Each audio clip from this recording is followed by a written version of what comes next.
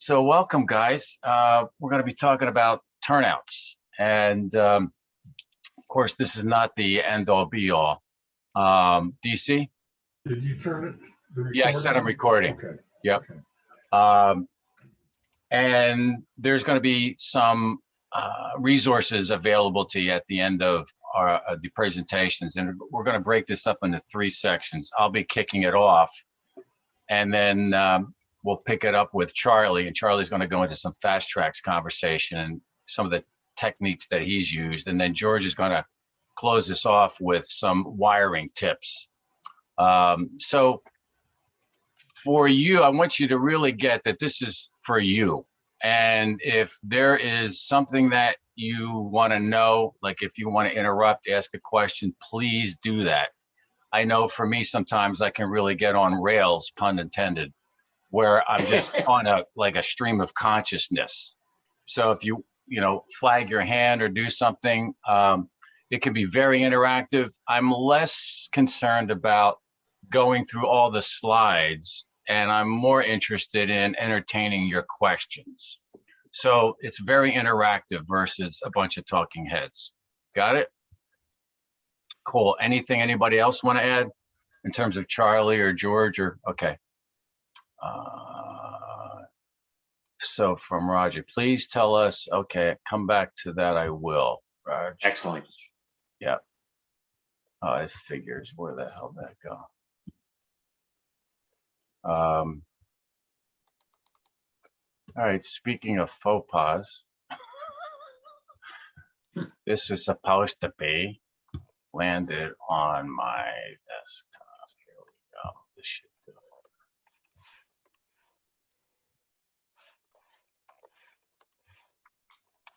Now I just hope that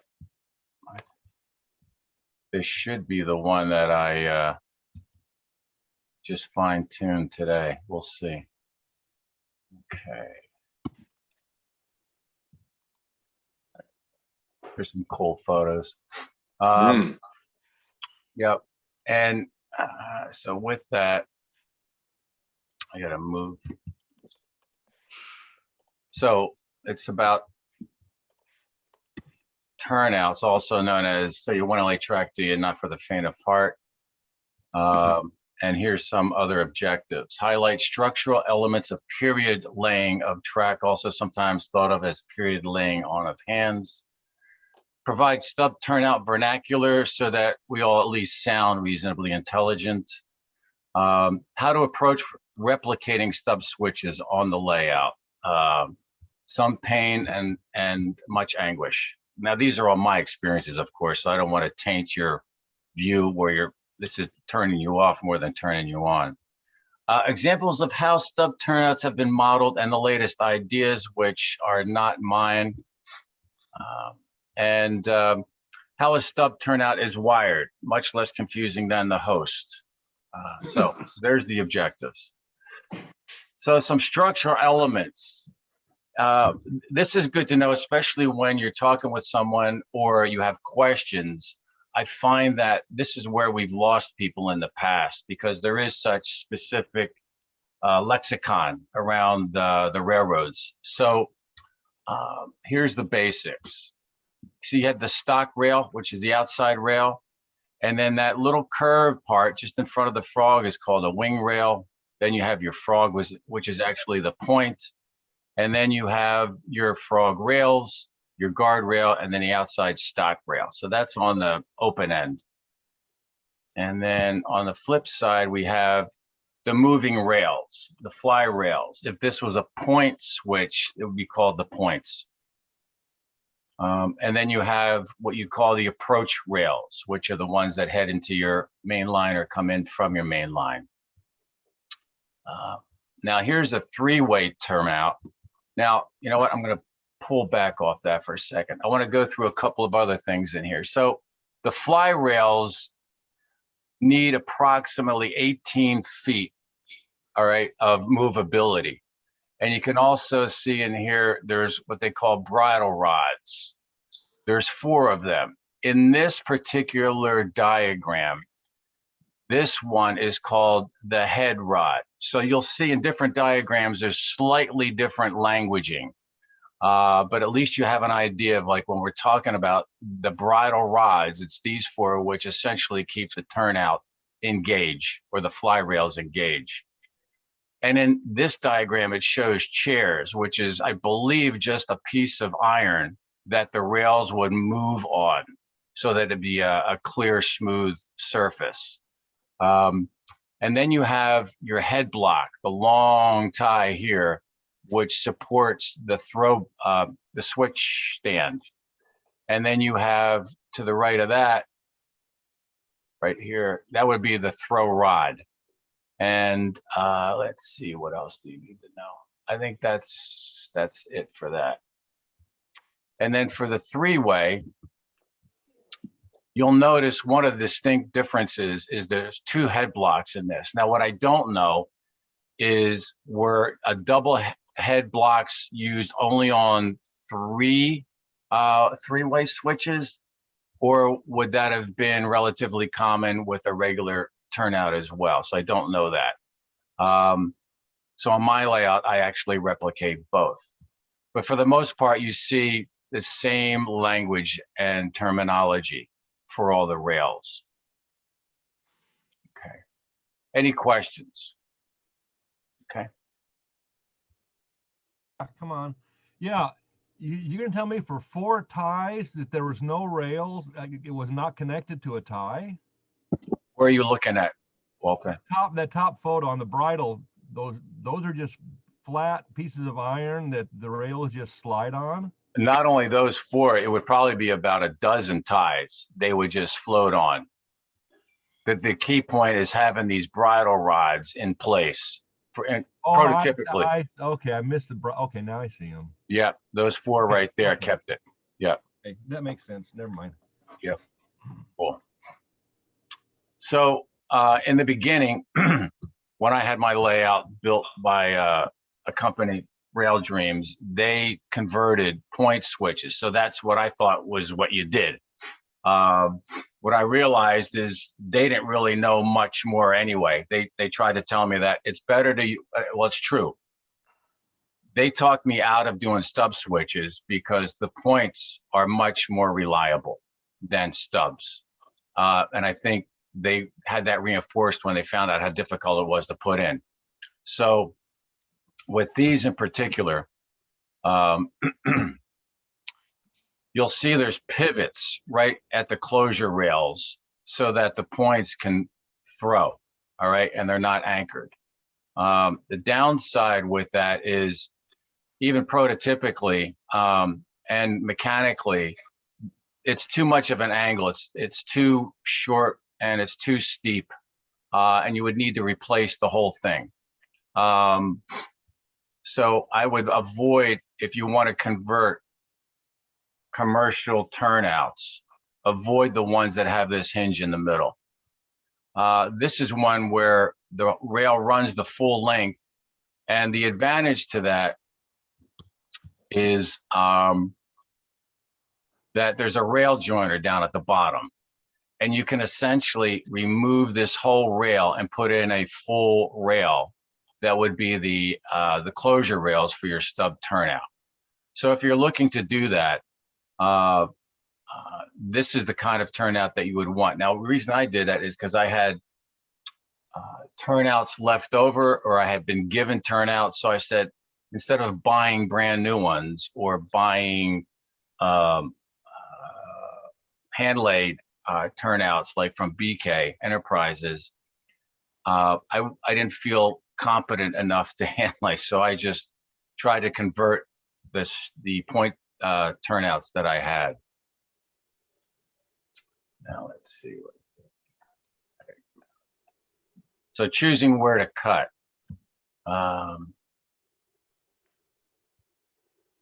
So you'll notice, and you're probably very familiar with this, all of you, is that the rail base on the point rail is absent on the outside of the closure rail. So this being the closure rail, you can see it even better on the right side.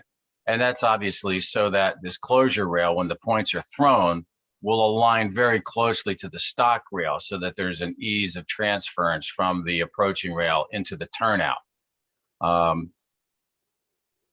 So when if you're converting these, you want to be sure to cut the rail where the base is complete, so that now this is where the stub ends would be. The downside with this that I found was it was better to replace the rail, because when I first started doing this, I would cut the rails here, but what I didn't realize, I was creating a massive gap. So I'd have to be fiddling with these closure rails in order to get them adjusted. So if you're going to do this, my recommendation is that you remove the closure rails completely and replace them with a new rail.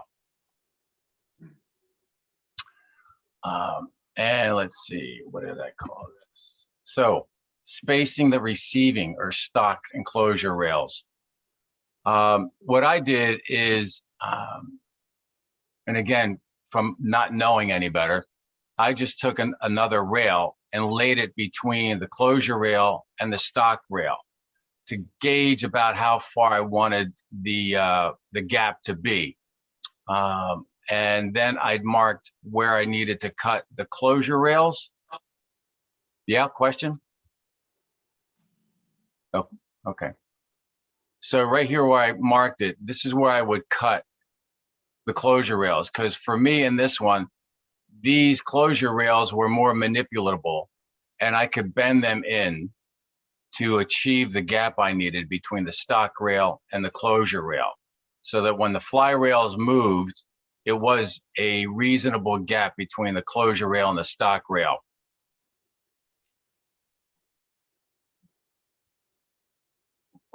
Whoops. Sorry. I've got this moving here. There we go. That's pretty much what I just said. Spacing the rails with another rail equates to like 6 to 9 inches. So I was, I'm not as particular as some members, which is my Achilles heel. So I allow for variances, and then I'm more improvisational as I lay track and build cars. Now this one here, cutting the closure rail. So the mistake I made here was allowing such a runway.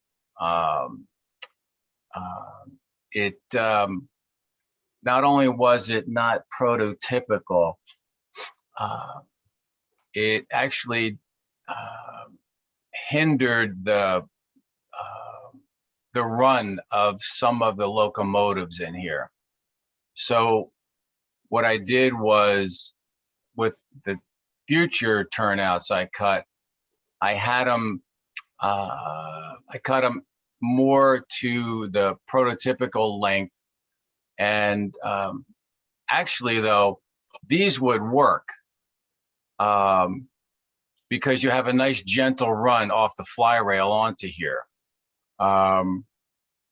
The tough part is, what I'll speak to you in a minute, is how these head blocks are attached to the fly rails in such a way that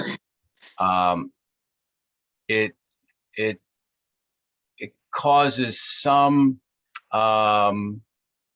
challenge with the locomotives as they pass through, but nothing where it impedes their ability to function. All right, so the head blocks are made from, for me, the PC board, and I cut them to that size, and then I shape them a little bit to mimic a rough hewn tie. And then these are actually soldered underneath the fly rails, and you can barely see it, but there's a notch here, of course, and below, so that you do not have any conductivity between here, because if you don't cut that copper top on the PC board, it's going to short. And what these do is they mimic the bridle rods, because these will hold them engaged. And then there's another one you could put maybe about another 4 inches or 5 inches further out on the fly rail to make sure that they stay engaged. I would use wood ties underneath versus plastic, and have had no problem with that. Tom, Yes. can you go back a couple slides? God, why didn't you ask me when I was there, man? I tried to, I was waving my hand. Oh, I was just gonna speak check. up. That's all Okay, right. right there, right there. Now, looking at the photo on our right hand of the screen, when you're doing a stub turnout, everything from where you've got it labeled more prototypical cut and divergence, Right. anything from that towards the fog, all that can be glued down, right? Or spiked down, because once that's set, nothing else, that doesn't move at all. You talking about the ties? Yeah. Yes, all the turnout ties are itself. glued down first, and the head block is the only thing that'll move. Right. Okay. Right. Everything is glued down. Yeah, like the ties are glued down, but all the rails, of course, are spiked, except for the fly rail. Okay. Right. Thank you. Thank you, DC. So, as we were just saying, these are spiked down. Now, I found out that you don't need to do that either. It might be better just to put a PC board under there, because the challenge I had with this is it's a very narrow place between the stock rail and the closure rail to get a spike, and but it's doable. Again, it's just I didn't know that I could have put a PC board under there and just soldered them, and boom, we're done. There's the 6 to 9 inch spacing, and then with the stub turnout, yeah, DC. Another question. In between the, oh, you can't see it. About midway there, and I can't remember the name of it. Look at the closure rails, okay, where the closure rails are. Where it says 6 to 9 inches? Yeah. Do you need to cut a gap in the PC board between the closure rail and the whatever the outside rail is? These are all wood ties. Oh, okay. Yeah, but if you use- if you put a PC board in there, anywhere you put a PC board where it's connecting one rail with the opposite rail, like in this on these fly rails, you definitely need to gap the copper surface. But do you need to gap the copper surface between the I'm looking at the closure rail on the upper right there and Yep. the outside rail? Does that need to have a gap cut in it as well? In other words, if you use the PC tie for that, you need to cut 3 gaps in it? No, No, I don't believe so, because those are your closure and adjacent stock rail are the same polarity on your track. And I was actually going to cover that during my section. cool. Okay. Thank you. Good question. But yeah, so what I was saying is that if you use a stub, chances are, unless you figure out another way, but this is what I picked up from an article, is I take a brass piece of rod and just solder it to the outside of the stock rails, so it prevents the fly rails from going too far off the mark, and you're guaranteed to have them lined up in gauge. And then originally I was using, and the technique is pretty cool. It was the fellow in the article was saying he would use brass rod for the bridle rods. He'd drill a hole on one end of the web of the rail, and then he'd epoxy them to the other side.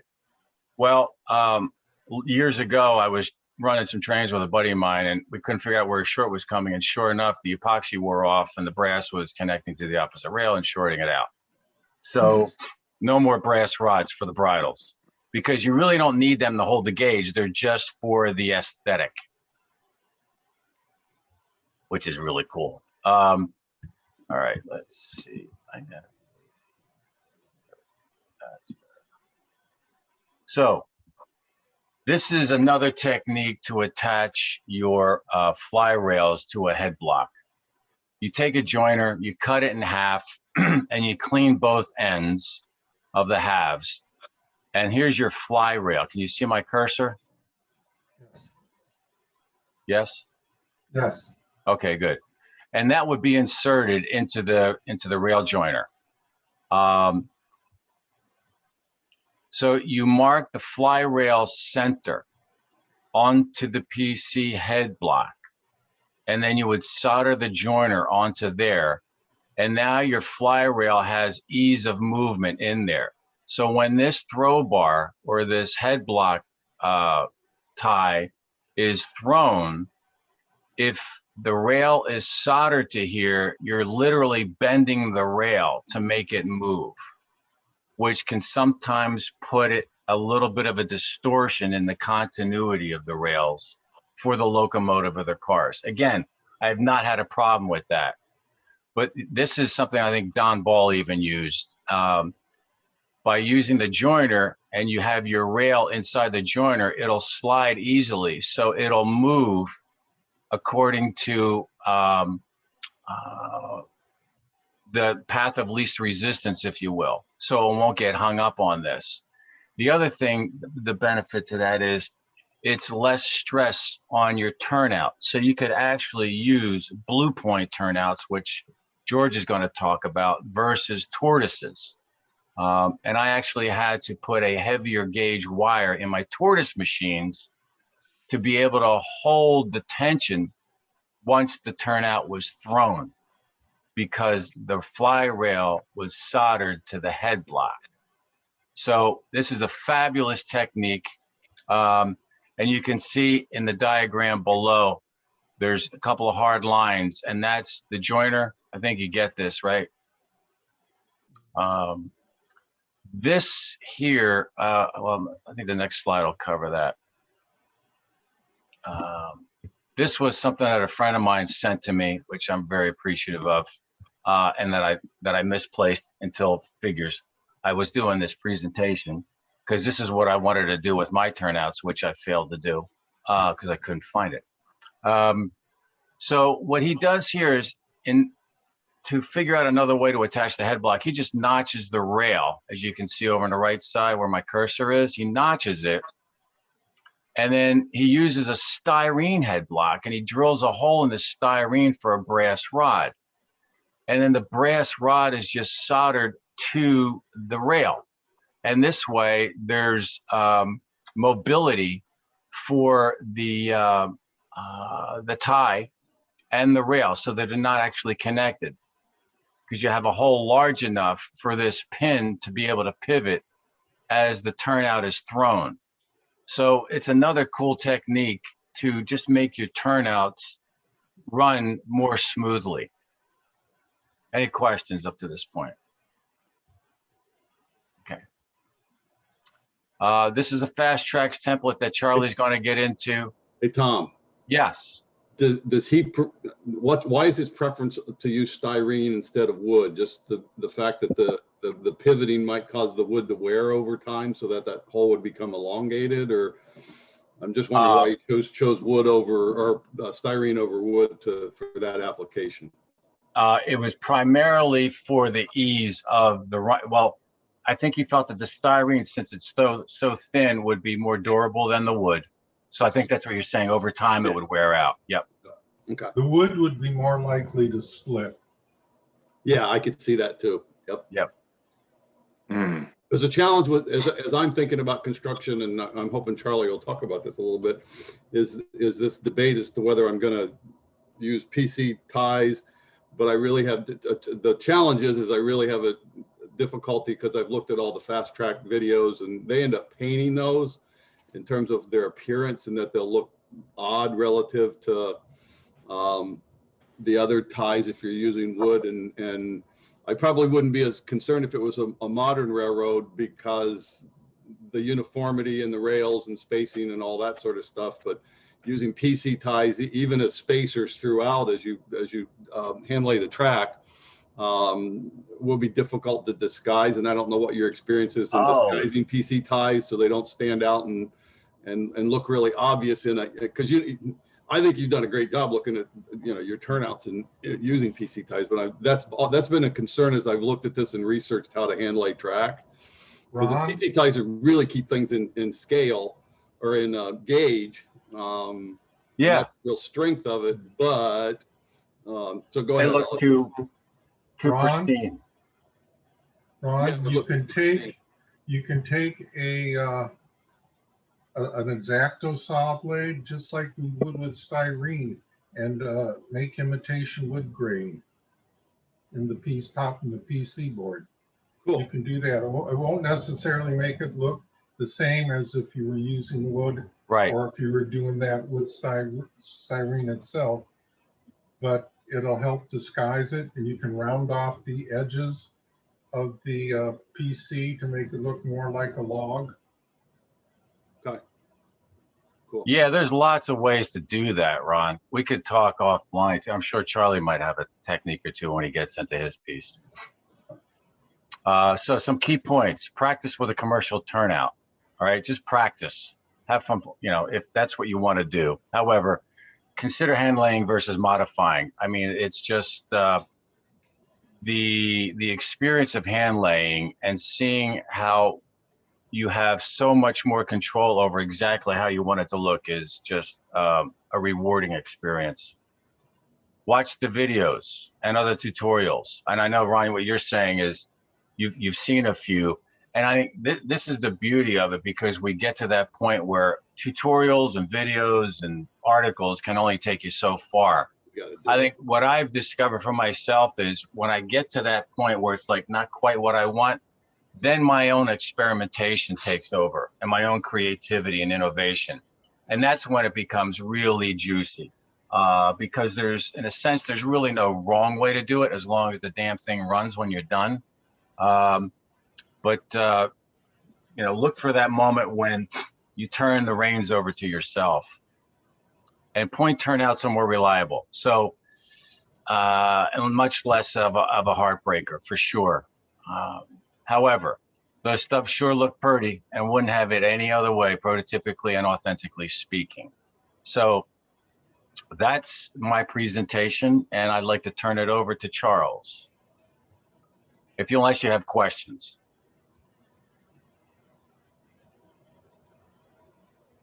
Or comments. Or wonderful accolades and acknowledgments. That's cool too. Well, Oh, they look great, Tom. Here Just you go. gotta- I'll add this. That addition of those little brass parts on the outside of the stub rail answered a big question for me. Cool. Or outside of the stock rails, because I was wondering, I know, like, for example, and one of the things I'll talk about in my part is the caboose ground throws. And I know some of those are spring loaded. And so I was wondering how you don't keep those from over traveling, or, without spending hours trying to make sure everything lines up. It was more of a, how do you keep it with those little tiny spots right there on the outside? It gets to that brass piece, and then that spring piece can take over and put it and lock it tight and make sure it's in place. Got it. So, So I have just two things here. Sorry, Charlie. Raj, you said, please tell us how to disguise the turnouts as snub turnouts. Yeah, modern, plain old. I bought Atlas. I'm gonna lay it down. I'm a theater teacher. How am I going to disguise it to make it look as close to prototypical as I can? Because what you've got going there, I'm not going to play with. I feel. So I'd like to really do it. I'd like to just use plain old Atlas switch. How do I disguise it? One of the simplest ways is, where the head block is, right at the which is the block that supports the throw stand. Yeah. So all you would have to do is where you have your turnout and where the points shift, you can just take a piece of wood, mimic it like a tie, set it next to your the tie that's adjacent to the points, and then take a throw bar from like Alexander and just attach it to that extended head block. So it looks like it's a hand throw. Okay, good.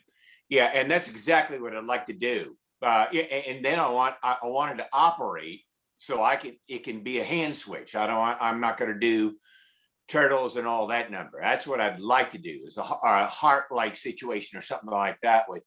With a point? Are you gonna Yeah. have, are you gonna have the switch machines are on top of the layout? Is that what you're talking about? No, actually, you've got the long throw bar. Is that Yep. what it's called? That's sticking out there. I Well, would wait, like to be. You talking about the switch stand? The switch stand is what comes up from the ground that you push to turn the switch. That's the switch stand. Well, I'd like switch stands that operate on a regular Atlas. Point turnout. Correct. And all I have to do is hand switch it without that big machine on top there to do that it comes with the switch. I want it to look, I want that gone. And Yep. I want it like a harp switch. Yep. Or is what I'm thinking of, because that I know I'm communicating correctly. And then it moved that long drawbar, and I can just hand move it. I don't have to have switch machines or anything like that. Go D. Okay, you might look into, I don't think anybody here in the group has done it, but you might, except perhaps Al, look into Precision Scale. Makes a brass. They also make a plastic. You wouldn't want the plastic. You would want the brass harp switch stand. And I think you'd have to look at it, but I believe you can make that so it operates the Atlas turnouts. Because that brass one is actually operable. And Brass, not plastic. Got it. brass, not plastic. You don't want plastic. If you're gonna get anything moving like that, not the plastic. DC, did you not say that you make your own harp switches?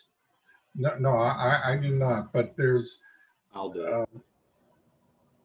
You did it. I've You used- did it wrong. No, Al did. Al did. Oh, okay. And someplace, Well, wait a minute. He didn't make his own harp stands. I think he used Alexander. But what he did is he converted them, right?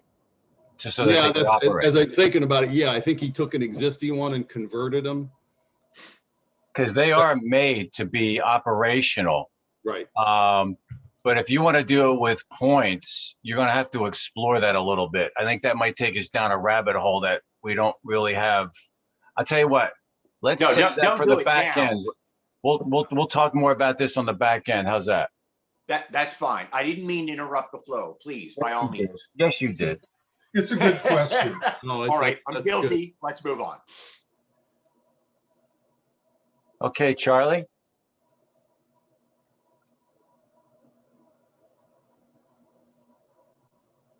Can't hear you. Here we go. Darn it. Is your microphone on, baby?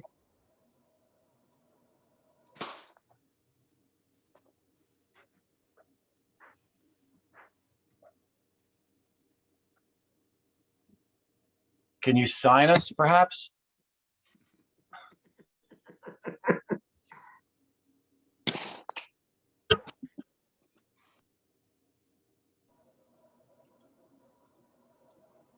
Yeah, this is a reminder for me, DC, that I got to give everybody an opportunity to say something in the beginning just to make sure their mics are working.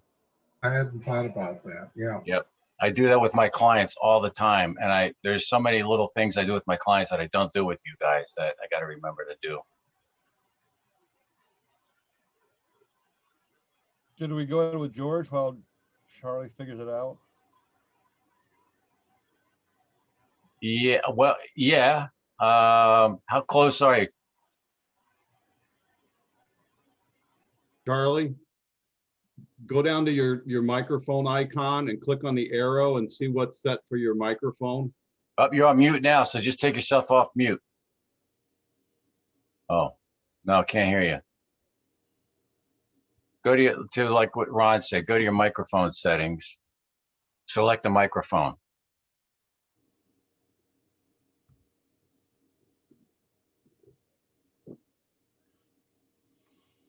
There's always the classical log out and log back in thing if.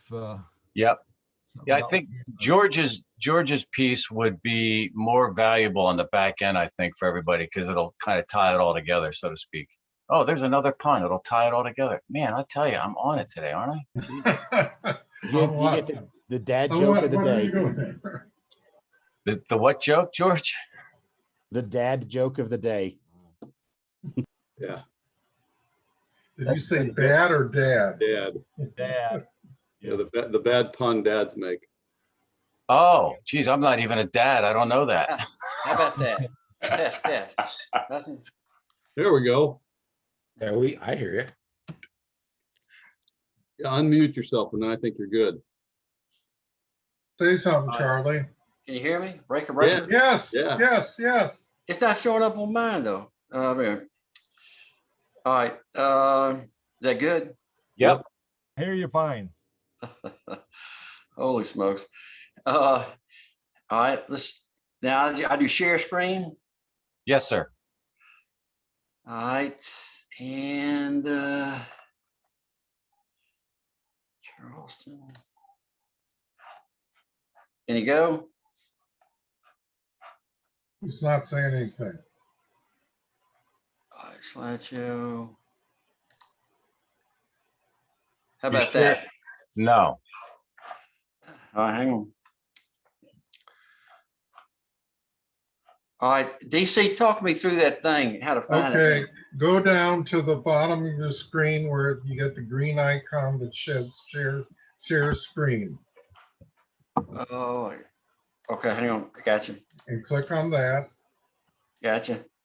And then you should have a box pop up, Got and it. you select, and then you click the share button in that box. We're getting There close. you go, baby. So, all right. How about that? Excellent. All right. 10-4. All right. So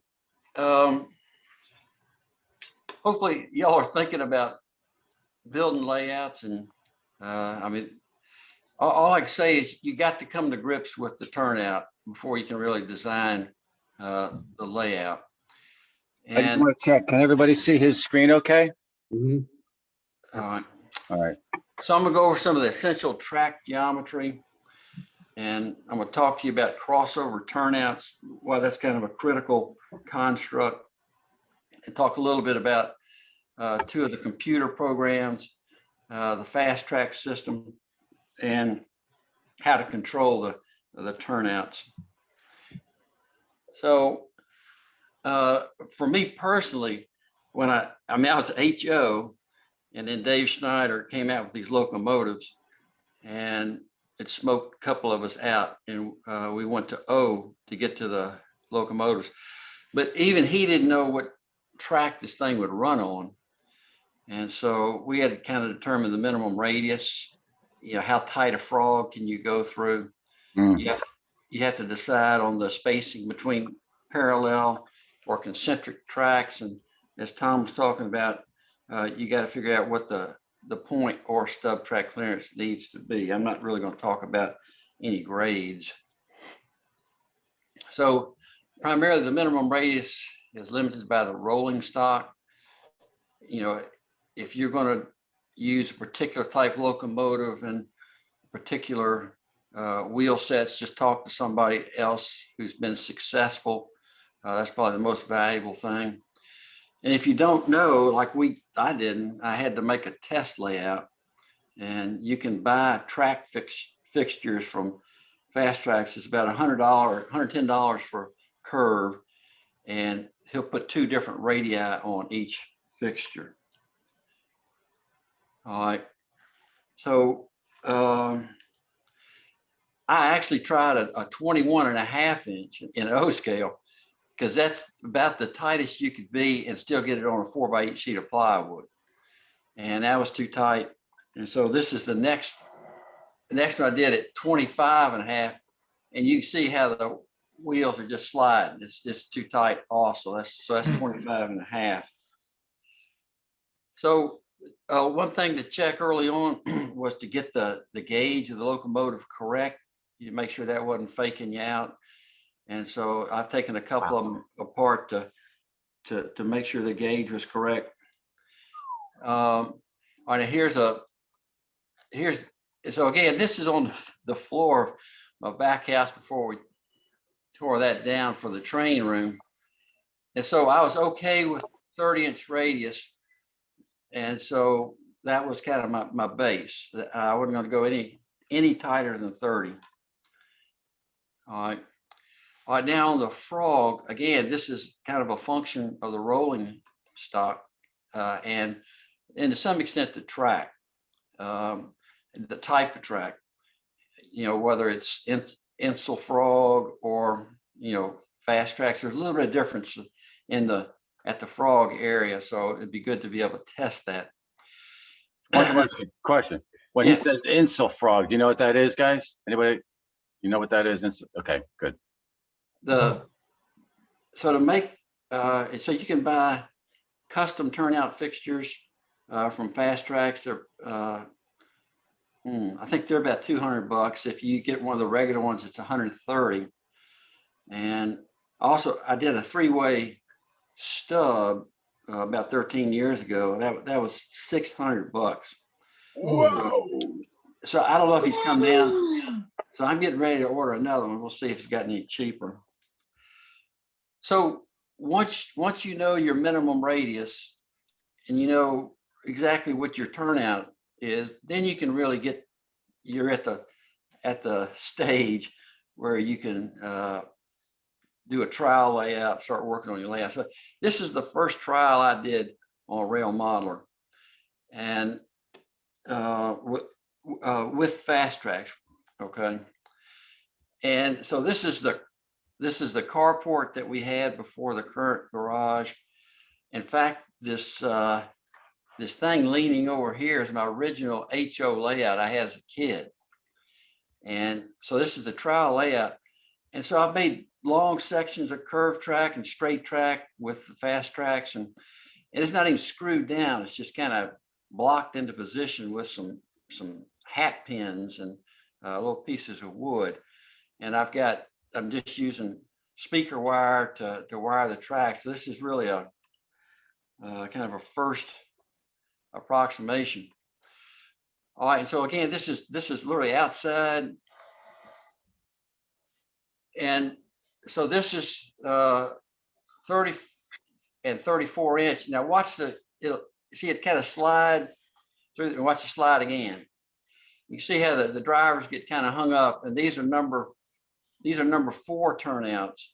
And from the test, I just decided that's just too tight, even though I got that running pretty well. All right, this is 1 year later. We built the new garage, and now it's in the train room. I fastened it. And so this is running 30 and 34 inch radius and the number 4 turnouts. All right, so in speed, this thing is going 90 miles an hour. I mean, scale.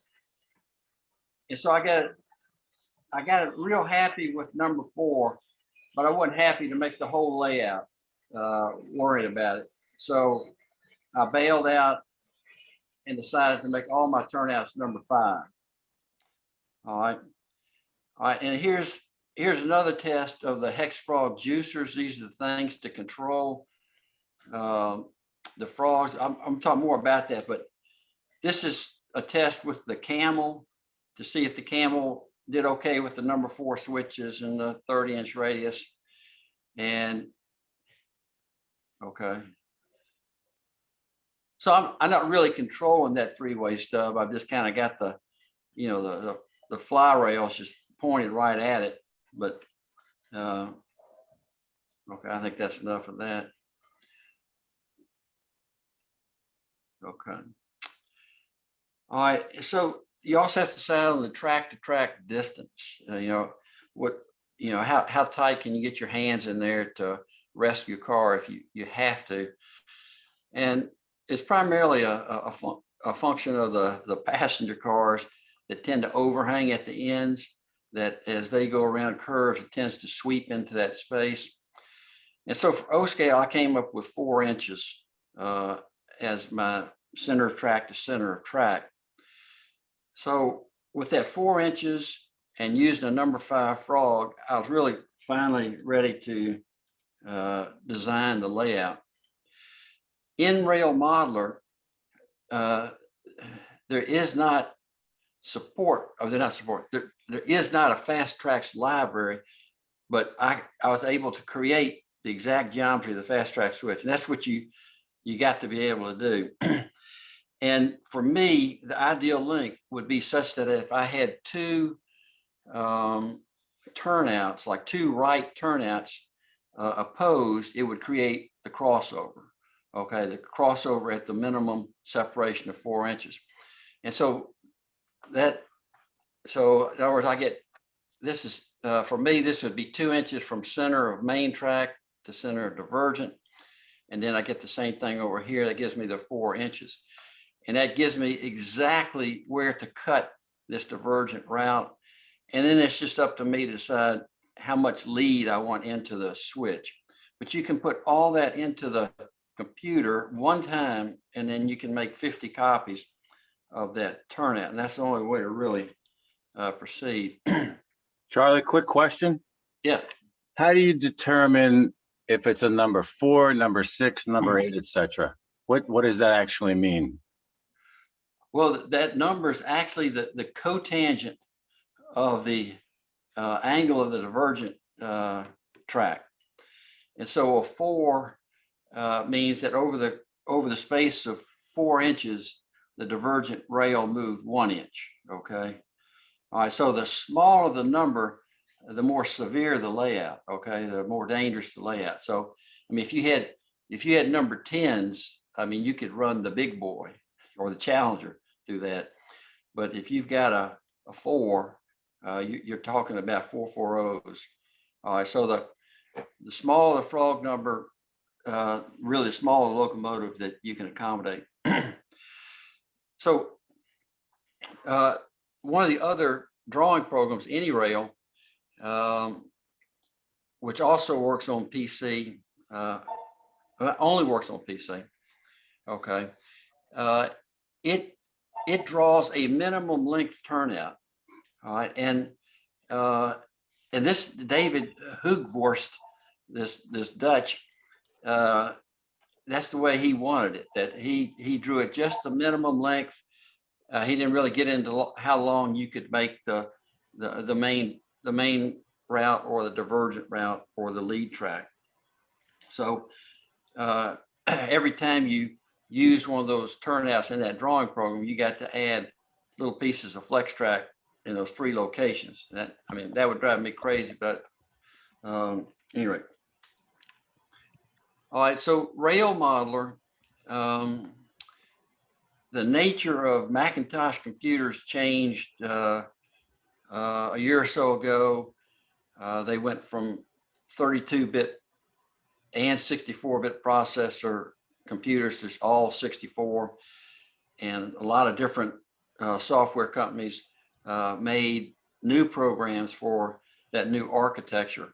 Okay, so all that to say, if you've got an old Rail Modeler program, you can't run that on a new Mac.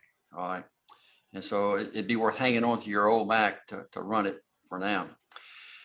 The main thing, though, is that to create these custom turnouts in Rail Modeler that match exactly what you want to do with Fast Track, you need to use what they call a rail set editor or editor. And the new editor won't be out for a month or 2. Okay, so so anyway, you're kind of dead in the water right now if you got a brand new computer, but if you got an old one, you're okay. All right, but once you draw that that turnout, and you know what you could get away with, then you're off to the races. And this is close to kind of a final version of the Memphis and Charleston that I have.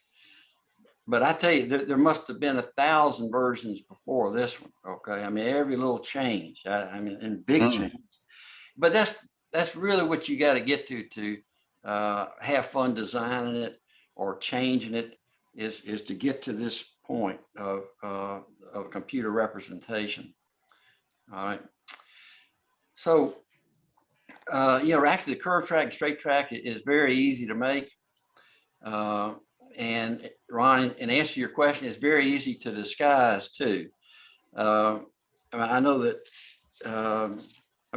you can paint each one slightly different colors and browns and rust and even greens, and they just tend to disappear. But so anyway, you can make long sections of track, and you're using 3-foot sections of rail. I'm gonna leave.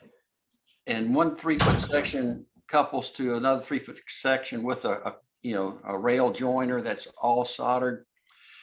And obviously some of these pieces of track, I had to use a tape measure. I had 14-foot sections of straight track. And others, you're going to use just a small scale. And it's easy to take that thin bodied right angle and mark your track, cut it with a Zona saw. Does great. And for the curves, the one thing you don't know is exactly how long is the track. And so I call this a sign board, S-I-N-E. I'm in the math. And I drew all the radiuses that I was going to use, the 34, the 38, and the 42. So each rail and the center. And so if I want exactly a 15 degree segment of track, I take the sine of 15, and that tells me exactly how high to come on this board. Okay, and I'll show you that. All right, so cutting the straight tracks, easy. And again, this is a 14-foot section of straight track. I made it in one piece, laid it on my bridge. I had to use this 1x2 to kind of help support it while I was moving it around in the room so I didn't bend it. And for that bridge track, I would have I'd have feeders at each end. And for all other sections of track, 3 to 5 feet long, they got the same. These are 18 gauge feeders. And the beauty of this is that you make each section as long as you can. Like I would probably solder this curve and this straight track together. It's one piece. I can take it apart. I can move it. All right, so here you can see the turnouts are kind of further along. I've put ties, and again, you can get good variation in the color of the ties, and it's really kind of hard to pick out which are the PC ties. So here you got some track that has only the PC ties, and then here it is a little bit further. I've got more straight sections. I've got the ties. And I'm laying out, this is Huntsville Peninsula, and this is going to be a turntable. And so when I get it all laid out, I, in fact, took all the track off, took the top of the layout off, and cut my hole. I had to reconfigure the frame underneath. Okay. So on the curves, again, you can build this sign board with just a piece of plywood. You draw your lines, and you'll have recurring numbers. All right, so it turns out the angle of track, I think for a number 5 frog, is 11.2 degrees. And so if you have a divergent route of 11.2, eventually you're going to have to cut another piece of curve track to bring it back straight. And so you'll have these recurring themes of different arcs of curved track to cut. All right, and so you can mark that with the ruler and cut that with a Zona. You can also mark it off with a machinist square. All right, let's talk about fast tracks a little bit. So I got into it about 13 years ago. It's really a very cool system. All right, and you can do stubs or points, And something I didn't realize is that points were actually invented in 1832. Oh, So you're talking almost 30 years before the Civil War. So probably in some isolated pockets in America, they're using points. We just didn't even know about it, but just a joke. All right. So, but you're going to come down to the business end is you're going to have a separation between these rails. It needs to be consistent with your rolling stock. All right. And so otherwise your flanges will strike the open point or the adjacent stub rails. Okay. And as Tom was talking about, kind of where you cut those stubs determines that separation. And to me, the NMRA gauges, the newest one is terrible. The Mark III in O scale actually works better. That's an older gauge for doing flange ways and points. All right.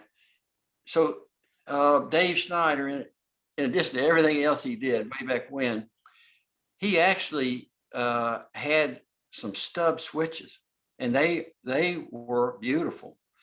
All right, but the space between the stub rails was too tight. So this is his wheel set,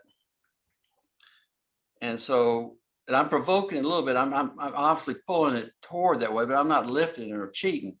So you just can't have that if every locomotive and car coming through the stub hits that. And so you just got to open that space up. And in O scale, it's about 1/8 of an inch is what you need between adjacent stub rails. Okay, and so that'd be about 1/16 in HO.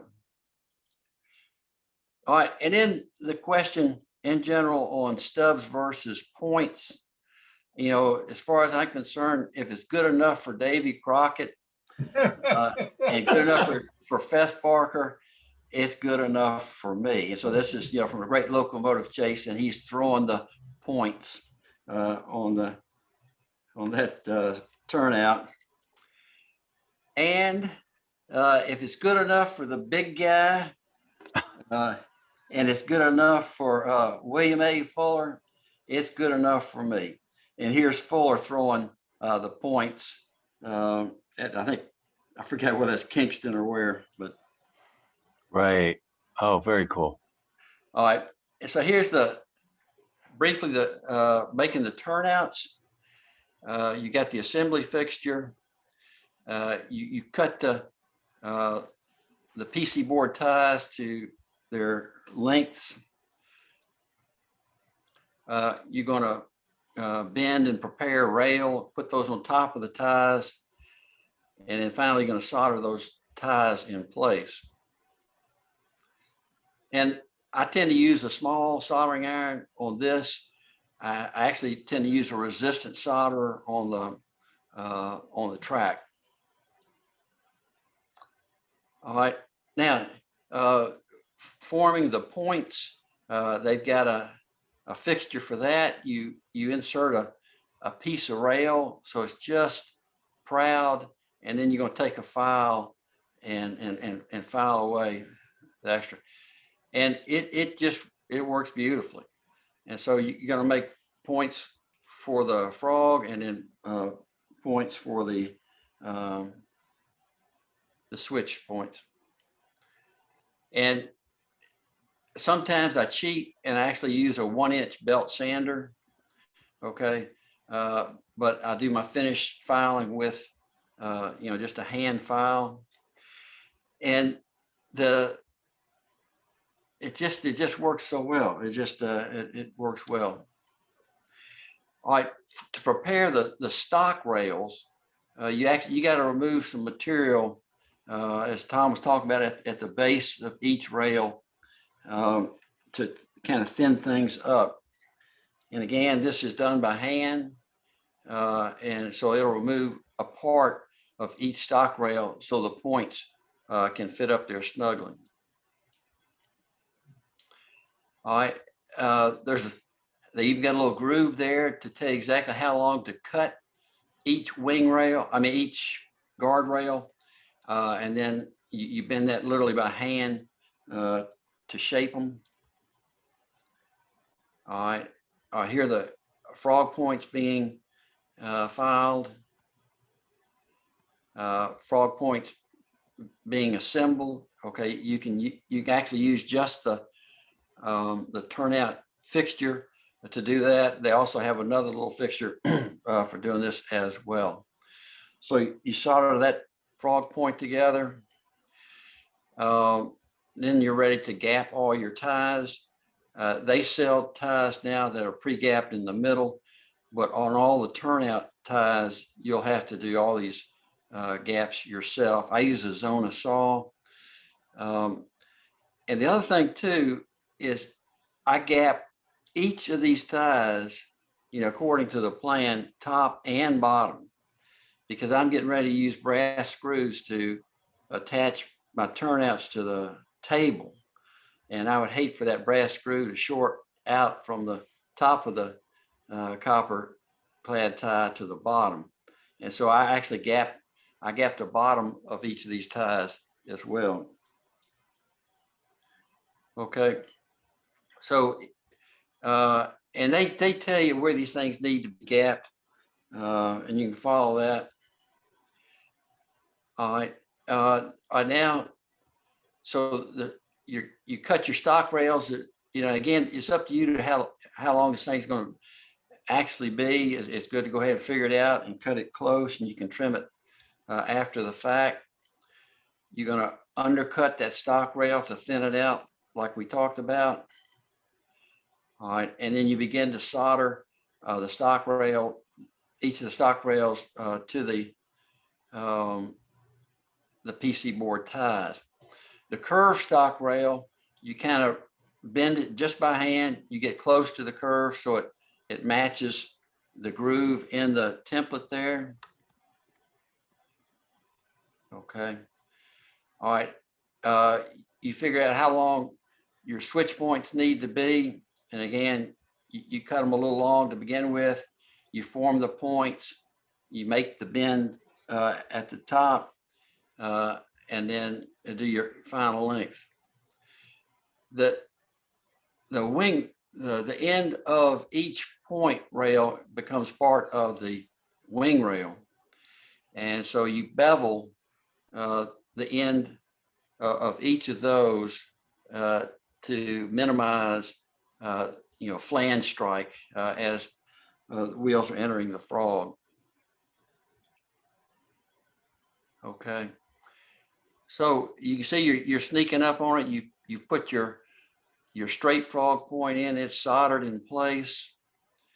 You also kind of pre-bend your curved point rail, get it very close to the curve in the fixture. All right, and it's soldered in a couple of places as well. All right, so just like in Tom's stub switch, he's using a PC board tie as the throw rod on that thing. Same thing. That's what Fast Tracks uses, is a PC board. What do they call it? A throw rod tie or something. Okay. All right. So the first one is soldered. All right. And then you put in your guardrails, solder them in place. You gauge this thing constantly. Make sure your flange ways are open. Okay. A little bit more soldering on the frogs. And then, so at that point, you got to take it out of the fixture to solder the last point. And again, at O scale, I make sure that there's a total of 1/8 of an inch between points and stock rails. Okay. All right. And here he is putting in the last one. And this is probably an HO scale photograph. And here he's using a 1/16 inch to open that up. And for O scale, I would use an 1/8. All right, and then you drill your hole. If you're driving this machine from below, you drill a hole for your machine. All right, and even after you've used their tools to make these points, there's still a fair amount of hand filing that you got to do, and that's almost the art of these things. All right. So that's a good kind of knife edge looking point. That's a nice job right there. All right, now, when I'm out of the fixture and I have soldered my second point, we made a soldering and drilling fixture to straddle this throw bar tie to help us exactly locate adjacent head block ties. You know, it's just on either side of that throw bar tie. All right, so here's that fixture, and what it'll give me is head block, throw bar tie, head block, primarily to use the Caboose Industries ground throw. All right, also on this little fixture we have are the centering holes to mount the ground throw, and then the pin, the ground throw pin, that's the clearance hole for that. And so while we got that there, we drill the holes, and so again, we get about a 1/16 inch on each side with the throw bar in neutral. So if you only had to do 1 or 2 of these, you know, you could struggle through it. That little fixture, you know, we got 46 turnouts, and so I'd have lost my mind if I hadn't had that. That was a real benefit. All right, at some point, you have to gap the frog. Okay, you have to isolate the frog. Use a jeweler saw for that. Is that for a Dremel, like a Dremel attachment? No, a jeweler saw. It's just it's looks like a small coping saw. Oh, right. Yep. And that is the only way to do this thing, I think. And it, I mean, the kerf on that is minimal. I mean, it's actually smaller in these photos, and it does a nice job. I actually use the jeweler saw and what's called a V block. And so my rail is horizontal while I'm cutting it, and I'm pulling my jeweler saw down onto it. It just seems more stable to me. I don't want to hurt the turnout at this point. Yep. All right. So you gap for the frog, and then you test the whole layout. I mean, the whole turnout. Make sure you don't have any shorts, because this is the place to address it. And this is in addition to having tested the gap in every single cut you make on the size. Okay.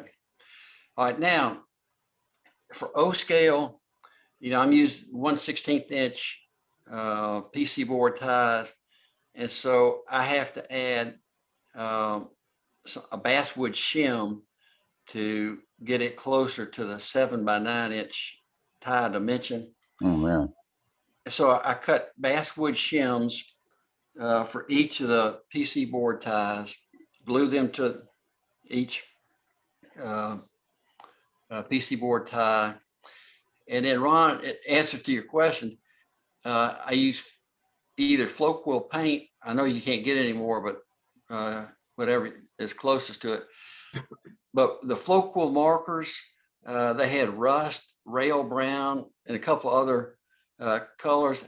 And it is just amazing how the things just disappear, you know. So I'll paint, I mean, they can be different colors or the same color, but just kind of a mixture that looks best.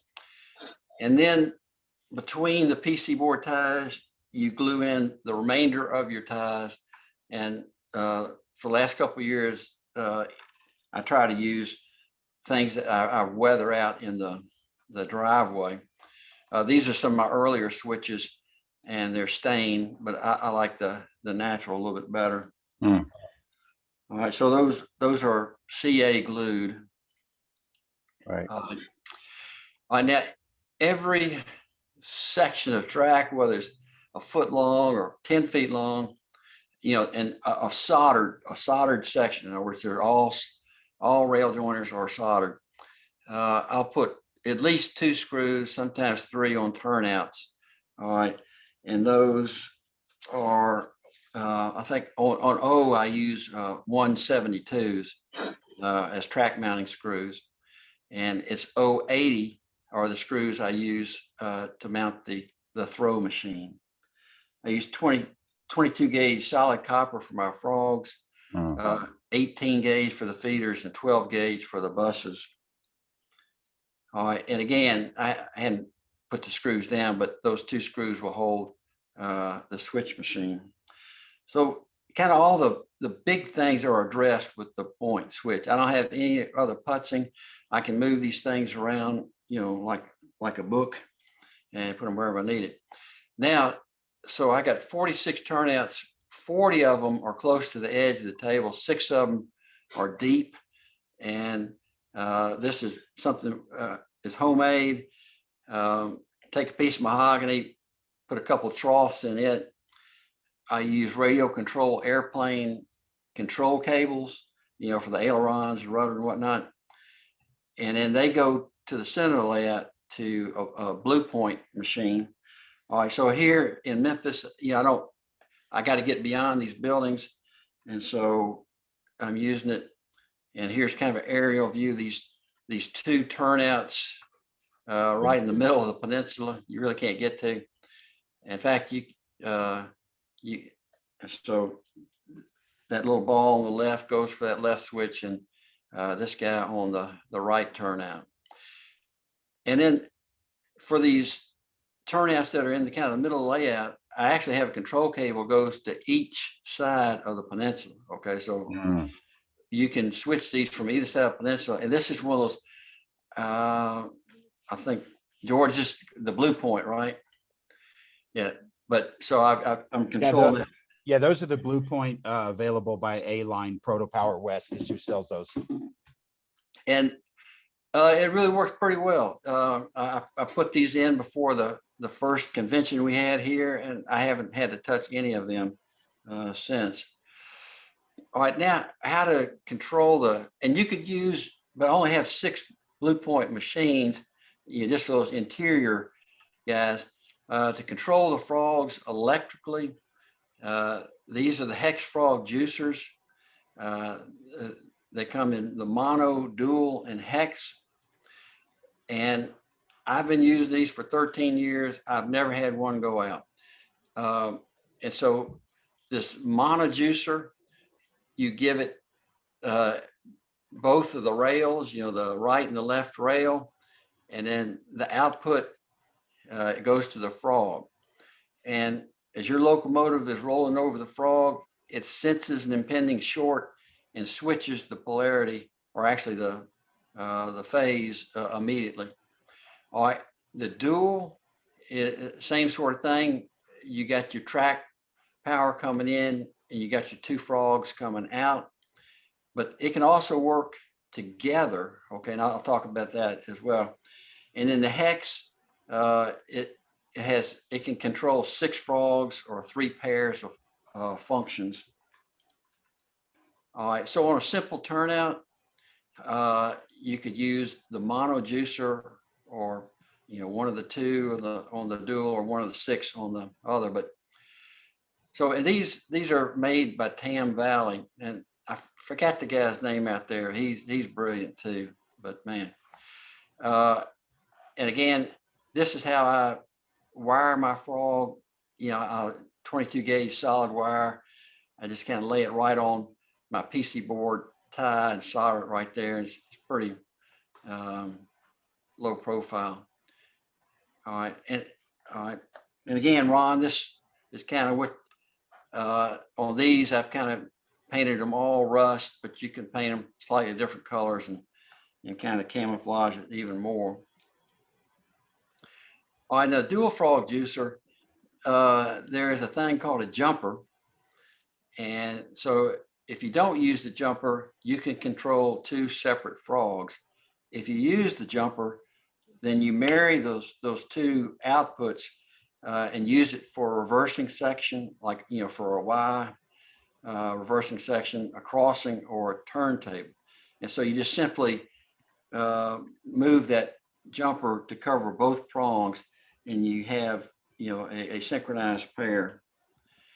All right, so this is the reversing Y on my Memphis Peninsula, and so I'll use one of those paired responses to power each of those 2 tracks on the Y. This is the crossing at Corinth, and that's interesting too. You got to look at it for a while, but you only need 2 to control a crossing. Even though there are 4 frogs, you only have to independently power 2 of them. So you can use the paired response for the crossing, and the other thing is to use it for the bridge of a turntable, because you want both tracks to switch if either one of them switches. All right, and this is underneath my table. Again, you take track feeders. In this case, these are probably 18 gauge, and the frogs are probably close to 18 gauge on the bridge track. Okay, and again, the hex frog juicer, you can do 6 isolated turnouts or up to 3 pairs of, you could do 3 reversing sections or any combination. All right, so I got 46 turnouts, 5 reversing sections, 2 turntables, and 1 crossing. And none of these things has ever failed, and it's really a very straightforward way to power the frogs and the reversing sections. All right, that's all I got. Thank you. Thank you, Charlie. Questions? I mean, there's a lot in there. I'm just wondering, what questions do you guys have or comments?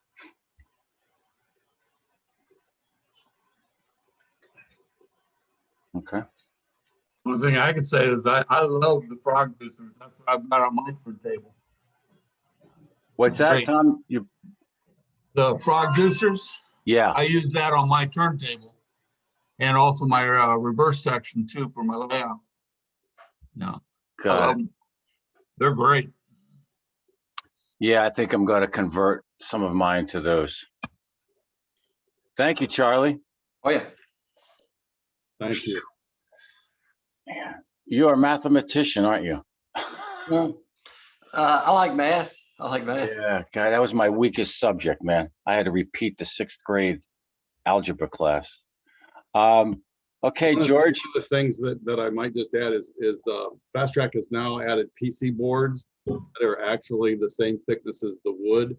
So that's also an alternative. Like I think they just came out with those at the same time they came out with the Gap PC boards. Okay. Yeah. You don't have to, so you don't have to put the shims underneath them.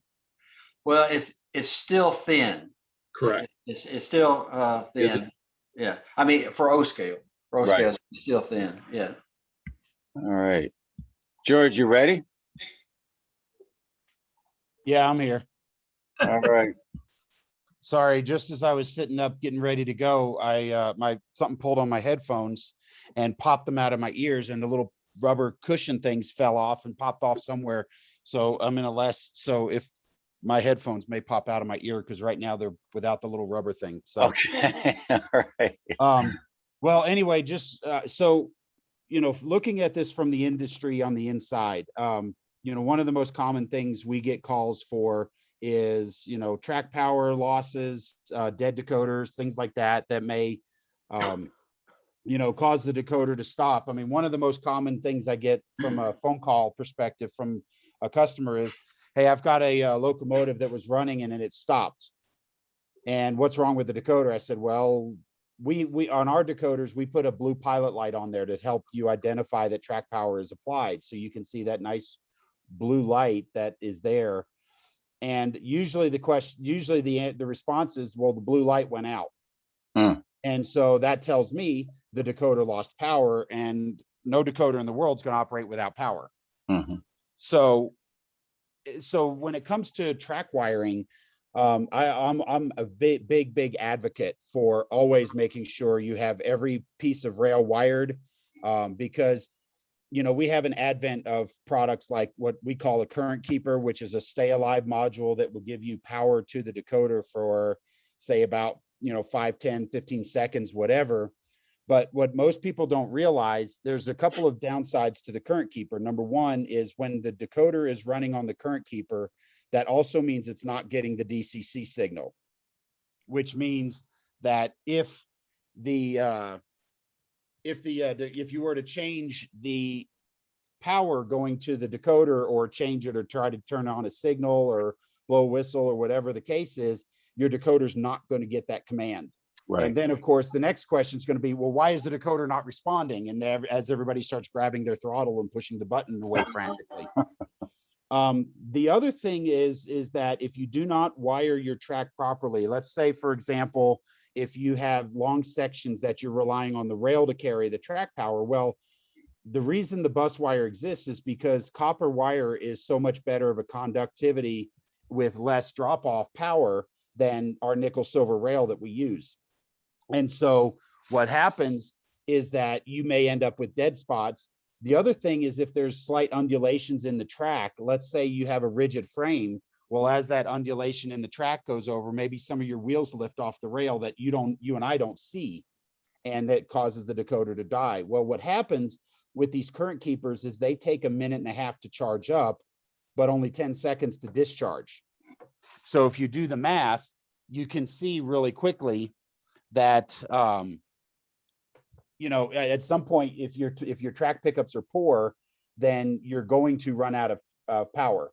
Because I had a customer not too long ago was calling me up, and he was telling me that he had a locomotive that he was let sit for 2 minutes, and then he would run it, and after about 30 seconds or 40 seconds, it would start stopping again.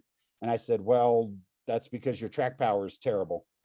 And ultimately, like I said, I'm not trying to bash or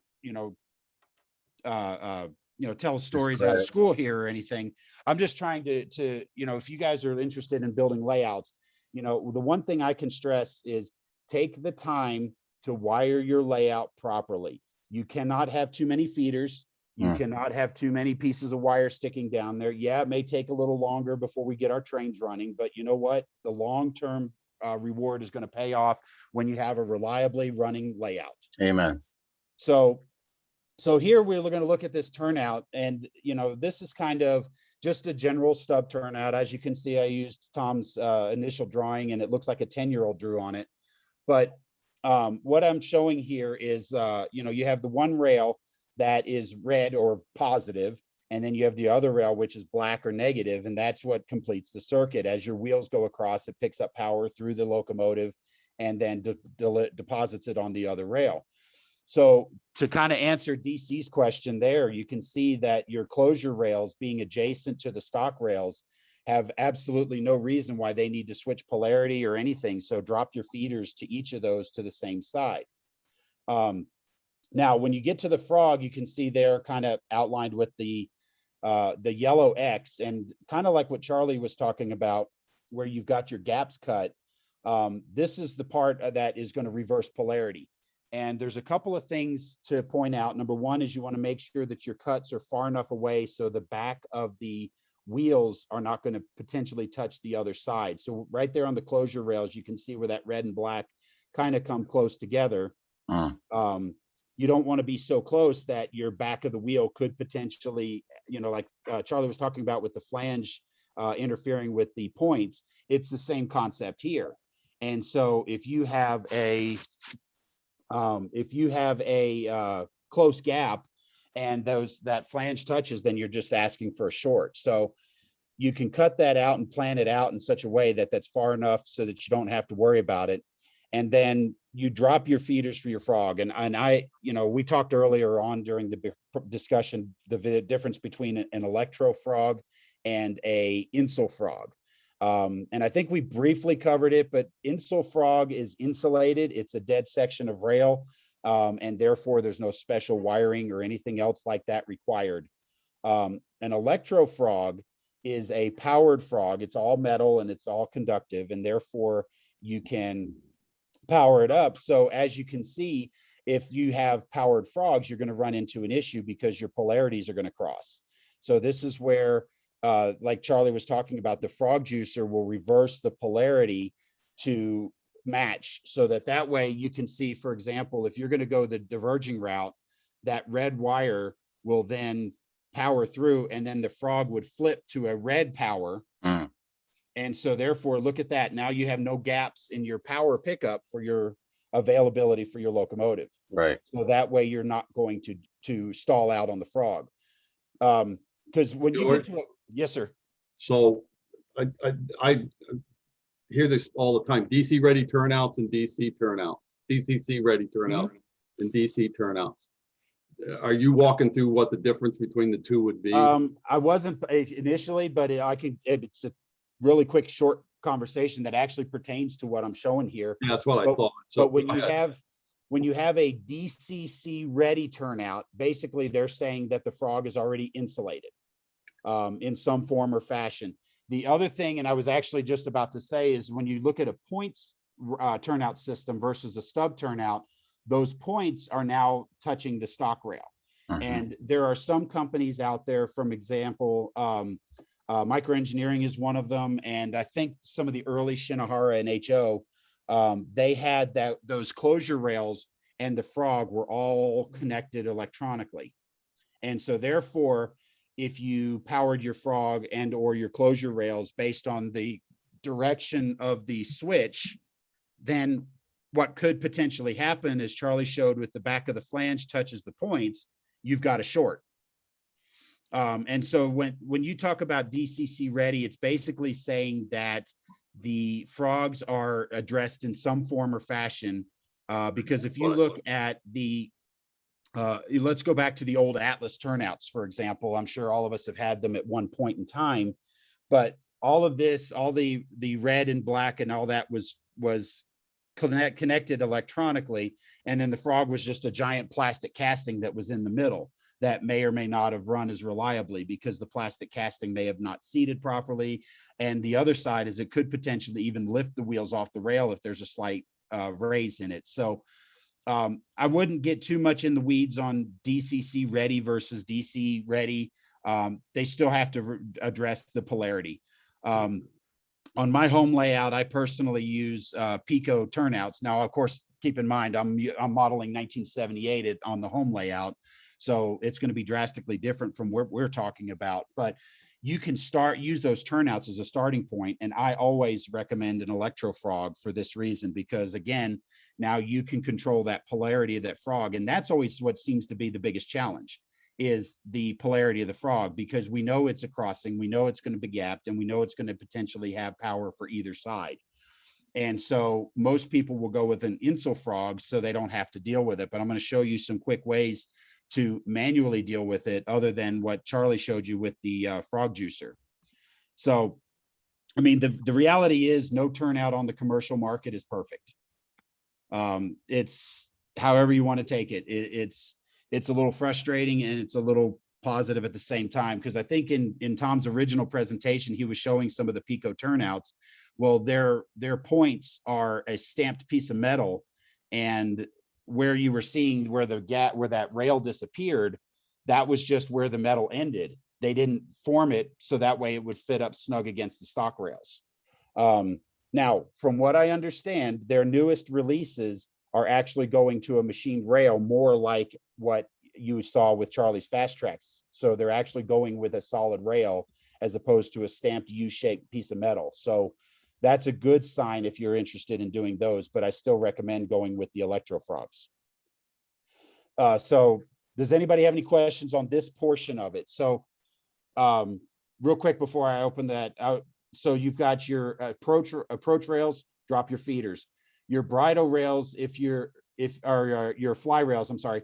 If you're using a rail joiner, I would highly recommend putting a feeder on the stock rail. I mean, on those fly rails to drop down to your feeders, or to your bus wire. I mean, Then your closure and your stock rails each get their own feeder. And then as you go away from the turnout, I would recommend their own feeders. And then the frog can have one feeder to, like we talked about, the frog juicer or the manual methods I'll talk here. So does anybody have any questions here as far as where to drop the feeders and how to do it?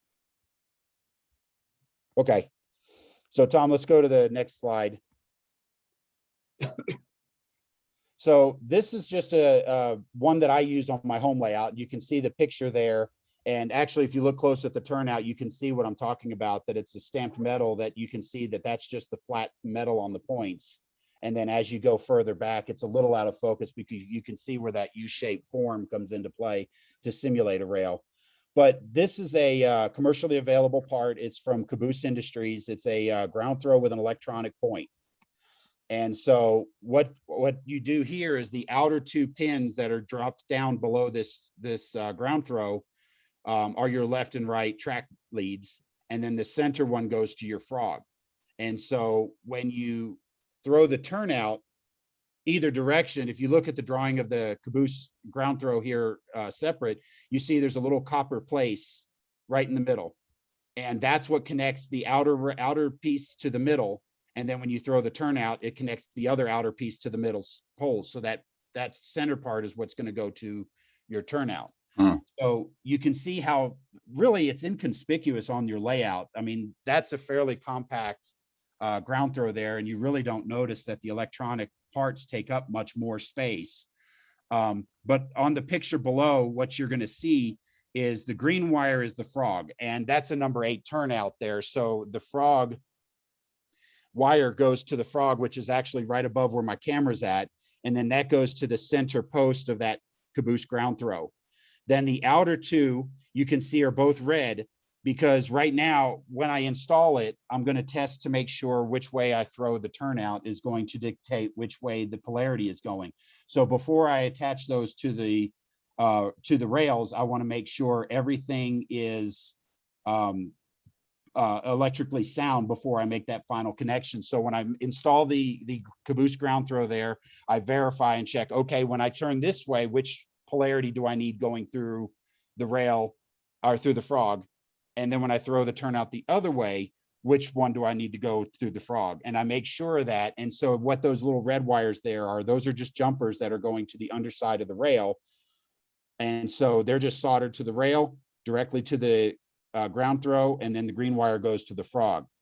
And you can see right behind those two red wires as they go up to the rails, you can see my red and black feeders right there behind it. So you can see that I'm not far from a feeder, so I'm not really relying on it. If I was doing this in best practice based on my recommendations, I would tie those small jumper wires directly to the bus, but you can do it either way. And that's what I'm trying to show you there, is that basically we just want to make sure that there's power applied to the frog to make sure that there's DCC track power and signal going the whole way. Got it. So now we can go to the next slide here. Okay, why is that not going? There we go.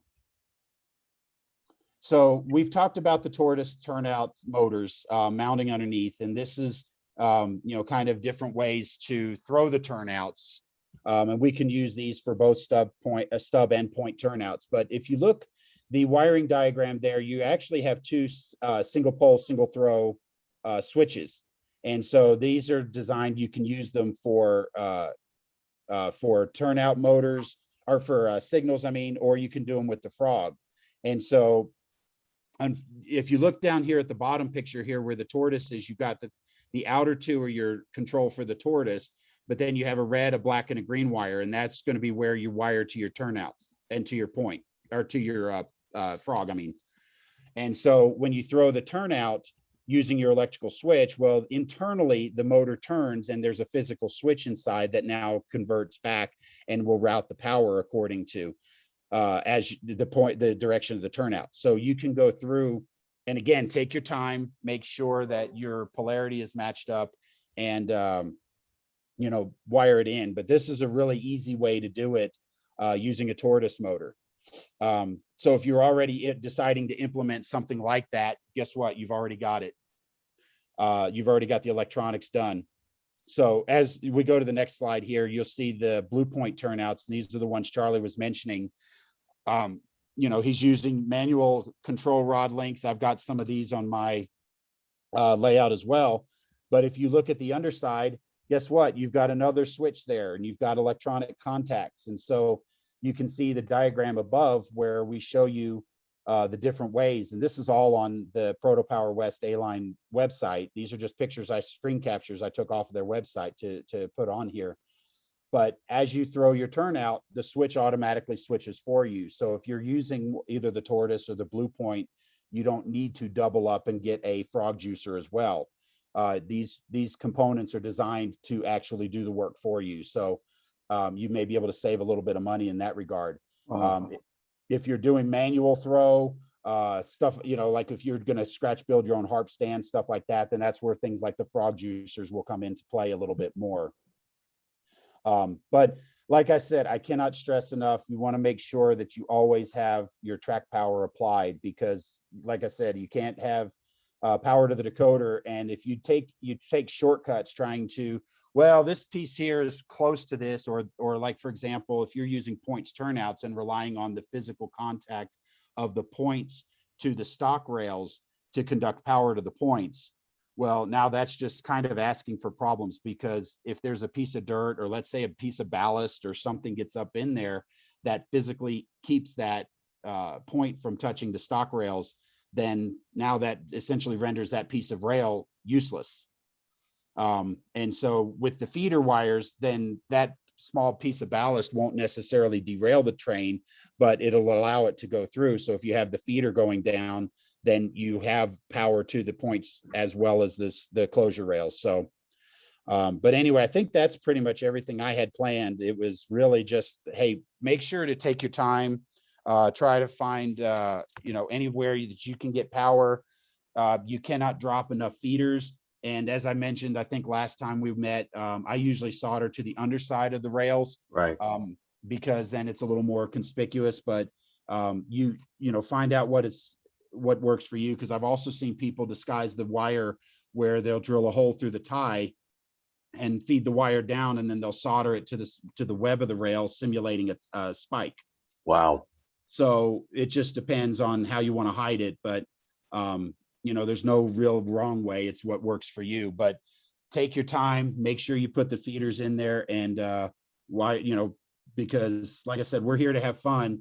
And yeah, it's a little bit more work up front, but man, I'm going to tell you, it's going to save a whole lot of problems down the line, and you have so much more fun at operating. Right. So, Cool. But anyway, I hope that's helpful for you guys. Like I said, it was a very short, brief thing. Basically, you know, wire it up, do it right, and do it right the first time, and you'll save yourself a lot of problems. Any questions? Comments? Thank you, George. Yeah, thanks, George. Yeah. It reinforces for me the value of using Blue Points. I mean, it's funny, just doing the presentation between you and Charlie and what I did, I just see that there's some, you know, slight modifications I can make to improve the quality, because I really did, I want to move toward more of a manual layout. So although there's some work to do, it'll be much more pleasing and appealing in the long run. So just a couple of, I think I have another slide here. So somebody was asking about the rationale for the numbers. And I just pulled this up off the NMRA, and building on what Charlie said, what they do is they measure from the curve out. So if you go, let's say 4 inches up, then the gap between the frog would be 1 inch wide. So you go 4 inches, and then that gap should be 1 inch wide. So if it's 6, you go up 6 inches, and the gap at 6 inches, at 6 inches out should be 1 inch. So to Charlie's point, you have a nice gradual curve when you use a larger turnout. But I think during the Civil War, I think you could see some turnouts that look like they were fairly long, but I don't, maybe Dave Bright would know if there was a standard at that time, or Don Ball. And then, where did they go? Wait a second. I had, oh yeah, here's, and this of course will be on the recording. But I would strongly suggest that you check these out for ways to build a stub switch. And there's this one great one, this video here, I'm not going to play it, making a stub switch. And he goes into some really good descriptions as well as some fabulous video on what he specifically did for his layout. So with that, I'm going to stop that. Any Did questions? Charlie have a question? Well, as George talking about, you know, wiring the points. I mean, if you do the fast tracks, and you basically have solid points. I mean, they are soldered at a couple of locations onto the same tie that the stock rails are soldered. Right. And the guardrail. So they are thoroughly electrified. I mean, the points on the fast tracks. You can do hinged points on fast tracks. And if you do that, then you do have to have some sort of jumper to make sure that the points themselves are powered. But the way I do it, I do, they call them solid points. In other words, they're soldered on a couple of ties and they're having to flex or having to bend, but those are fully powered. You use number 6s, Charlie? No. Oh, 5s. I'm you 5. said. Right. I think Bernie is a 6. I think that's as tight as he goes. But I'm telling you, it sounds like just one number. The difference between a 4 and a 5 or 5 or 6. It's a lot though. When you start drawing up a ladder and whatnot, the space just evaporates. And all of the model turnouts are much more severe than actual railroads. Right. I mean, you probably even the Civil War, they were probably running 10s or 12s or something like that. Yeah. Yeah. I have one question about prototypical in terms of the turnout. Because I have seen photographs where there were not guardrails. Oh yeah. So from the standpoint, so there's 2 questions here. Number one, you could make it prototypical, but for our purposes, it might jeopardize smooth operation. So installing guardrails might be good. And I would suspect that there are places along the B&O, especially like in where I'm modeling in Martinsburg in the yards and things like, they may have been using more advanced technology and be a little further ahead to make the rails a little more reliable as opposed to something in the open country or something like that. But I'm just asking the question in terms of, because I've also seen bridges where there are no guardrails. Correct. And does anybody have experience in terms of modeling it that way? Yes. Did it affect performance? And it's like, well, I'm going to go back in and those guardrails actually perform a function. The guardrails I found were most important if there's a curve involved. For the straight, not necessarily. Matter of fact, when I had a couple of fellows over here judging my structures on my Howe Truss Bridge, I didn't have guardrails, and you can't interact with them. And they dinged me on that because it didn't have guardrails. And then when the conversation was over, I said, they came over and said, you're missing guardrails on there. I said, they didn't have it then. Oh, you should have put that in your paperwork because we didn't know that. I'm like, okay. Yeah, it would have been too heavy for a bridge. I mean, Yeah, basically, yeah. two more lengths of rail. Yeah. So I think, if you're going to hand lay them, I would, if you like prototype, I would try to minimize how many guardrails you put up. Okay. But I would use guardrails on the turnout. So absolutely, yeah. Yeah, I think so. Especially any turnouts that are curved. Hell yeah. Yeah. Okay. Yeah. That makes sense. That makes sense. And the other question I had was, when you're talking about those power keepers, do you need to solder a capacitor between the power keeper and the the decoder? You don't necessarily have to have a current keeper and a capacitor. It's either or. So like for example, our 1100 supplies with a 220 microfarad 25 volt capacitor. Okay. If you go with a current keeper, you'll replace that. Okay, I see what you're saying. Right. I mean, I'll be happy to sell you a current keeper all day long, but if you wire your track right, I don't see that you ever need it. Right. I mean, I'll tell you straight up honest. I mean, that's the my thing. tracker's not wired very well. That's why I keep putting them in. But I mean, that's the thing is I don't mind, being straight up honest, but like, for example, on my home layout there, every one of my frogs are powered, every one of my points are powered and things like that. And one thing I did forget to mention was if you do have a hinged point, and I'm going to try to illustrate this with my hands, but like if you have a hinged point, that's that means it's two pieces of rail that are come together in some sort of hinge. Right. Well, one thing you can try to do, actually, I got a piece of paper here at the hotel. If you take a small piece of wire and form it into a horseshoe, you can solder it to the backside of those hinged points. Right. And that will allow a physical contact between your stock rail and your point rail, so that way this horseshoe will then make sure that you're not just relying on the physical contact between these two. So that's another thing to make sure that your points are done. But yeah, to Charlie's point, if you use the fast tracks method, all of those are physically, it's one big solid rail. And so it's going to have power. So as long as you have a feeder somewhere in there, even before the motion point, you should be fine. Right. But where I was going with all this, and I got sidetracked a little bit, was on my home layout, I only have one locomotive that has a current keeper, and that's the exception. I'm not counting that Texas General or the Texas 440 that I have, because that one I don't really run on the layout regularly. But on the layout, I only have one with a current keeper. I have one with 1,000 microfarad capacitor, and everything else has a 220 and call it good. Right.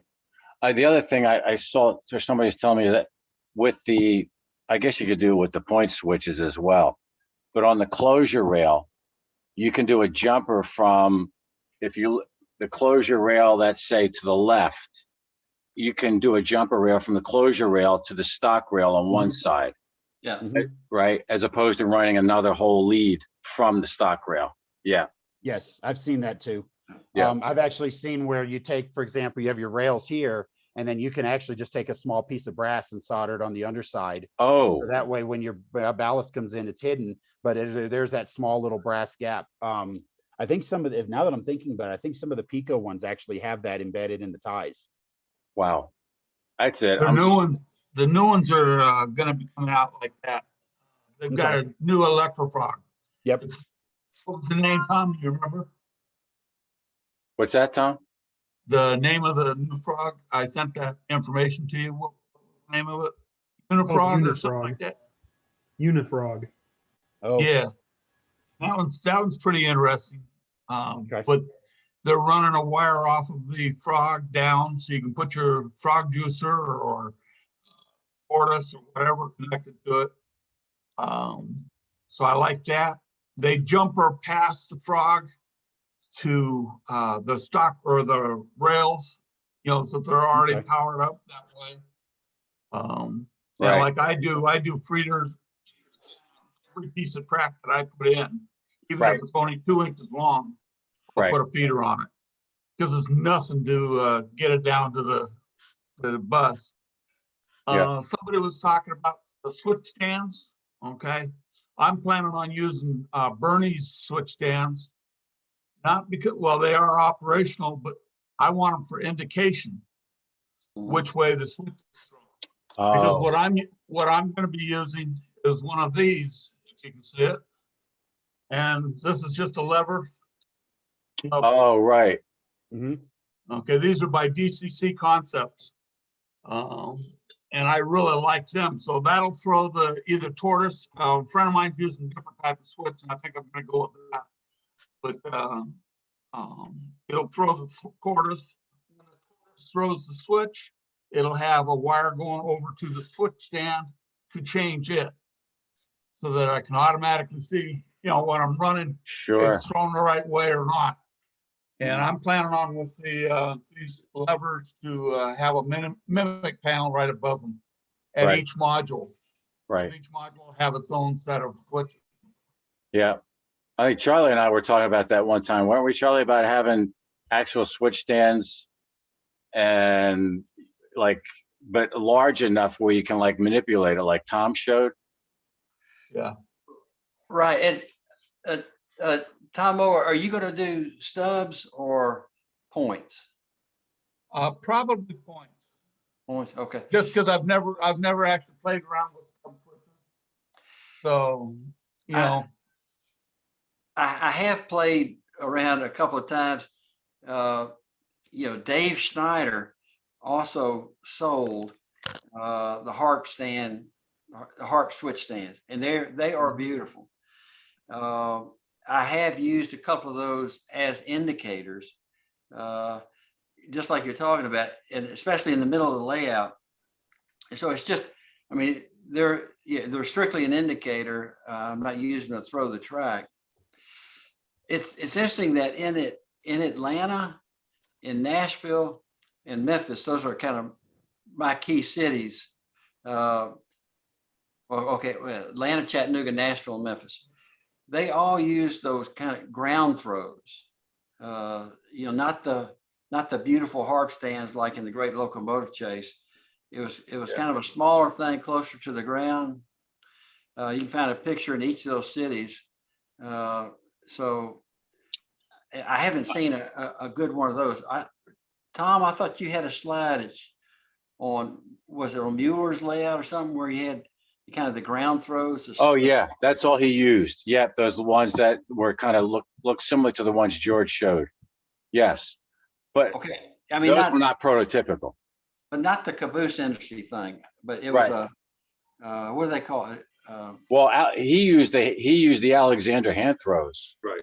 I mean the harp stands. Okay.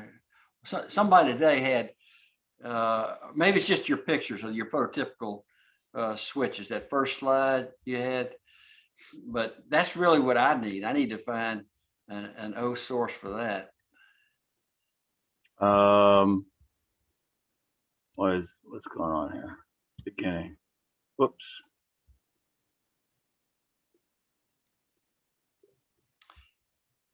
The one on the left? Oh, that guy at the bottom. That's exactly right there.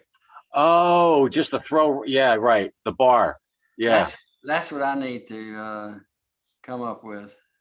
Right. This is your harp, and this is just that, whatever that is.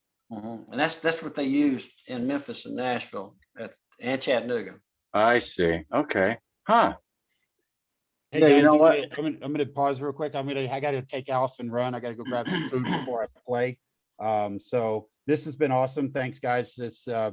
It gives me a whole lot of things to do, and it actually solved a lot of questions I had. So thank you guys very much. Have a great weekend. See ya. Good Thanks, luck. dear. Have a Thanks, great game. All Yeah, right. wear your mask. yeah, George. Yeah. All right. Take care, guys. Yep, Bye, thanks. George. Yeah, you're right, Charlie. I didn't realize that. You're right. The harps were not that prevalent in some of the southern cities. You're right. Well, you know, if that the Railroad Museum in Sacramento, Yeah. I mean, that there is the harp stand from the photographs, you know, 150 years ago is sitting right outside the front door. They still use that thing on a stub switch, on a stub turnout. They still use it. And then in the museum is a pile of harp stands. Yes. I mean, like 10 or 12. I mean, it's but they did use them in that where they filmed the Great Locomotive Chase. Yeah. That's really just kind of one valley over from the W&A that they were using harp stands, but we don't know if they're using harp stands in 1860, but eventually they went to that. Right. And you're saying in the Great Locomotive Chase, they were throwing points, right? Well, the movie. Yes. Yeah, Yes. they're throwing points. That's one of the things I remember too. Is like, wait a minute, those are point turnouts. What's going on here? Yeah. Cool. All right.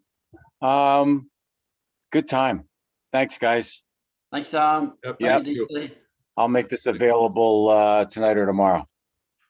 Sounds good. Thanks, Tom. See you guys. Yeah, good to see you all. Take care.